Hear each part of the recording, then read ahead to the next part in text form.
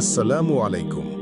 প্রিয় দর্শক, মানুষ মৃত্যুর পর প্রথম যে জায়গায় যায় সেটি হলো কবর।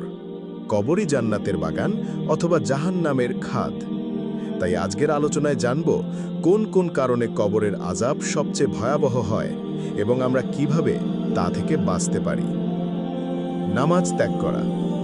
রাসূলুল্লাহ সাল্লাল্লাহু আলাইহি ওয়াসাল্লাম বলেছেন, কিয়ামতের দিন বান্দার প্রথম হিসাব নেওয়া হবে নামাজের। যদি নামাজ ঠিক থাকে তবে বাকিগুলো ঠিক হবে, আর যদি নামাজ নষ্ট হয় তবে বাকিগুলো নষ্ট হবে। সহিহ তিরমিজি। যারা নামাজ অবহেলা করে আল্লাহ তাদের জন্য কবর থেকেই কঠিন শাস্তি শুরু করেন। প্রস্রাব থেকে না বাঁচা। হাদিসে এসেছে, কবরের আযাবের অধিকাংশ কারণ হল প্রস্রাব থেকে না বাঁচা।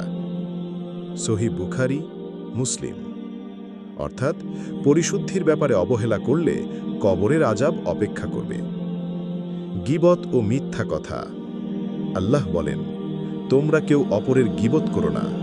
তোমাদের কেউ কি তার মৃত ভাইয়ের গোশত খেতে পছন্দ করবে? সূরা হুজুরাত 12। রাসূল সাল্লাল্লাহু আলাইহি ওয়াসাল্লাম আরও বলেন, মানুষকে তাদের জিহ্বা কবরের মধ্যে নিক্ষেপ করবে। তিরমিজি।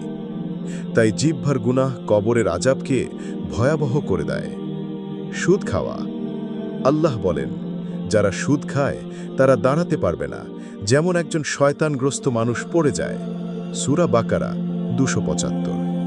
সুদ শুধু দুনিয়ায় নয়, কবরেও অস্থির শাস্তির কারণ। মানুষকে কষ্ট দেওয়া ও হক নষ্ট করা।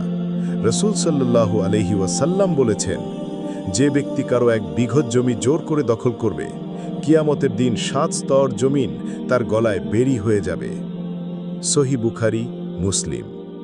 অন্যায়ভাবে মানুষের অধিকার খাওয়া কবরের আযাব ডেকে আনে। জাদু ও শিরক। শিরক সবচেয়ে বড় গুনাহ। আল্লাহ বলেন, নিশ্চয় আল্লাহ শিরককে ক্ষমা করবেন না। সূরা নিসা 48। যারা শিরক করে বা জাদু শেখে এবং ব্যবহার করে তাদের কবর থেকেই শাস্তি শুরু হয়। কপটতা বা নিফাক। মুনাফিকদের কবর হবে সবচেয়ে ভয়াবহ স্থান। হাদিসে এসেছে, মুনাফিকদের জন্য কবরকে সংকুচিত করা হবে এমনভাবে যে তাদের হাড় একে অপরের সাথে মিশে যাবে। কোরআন না পড়া বা না মানা।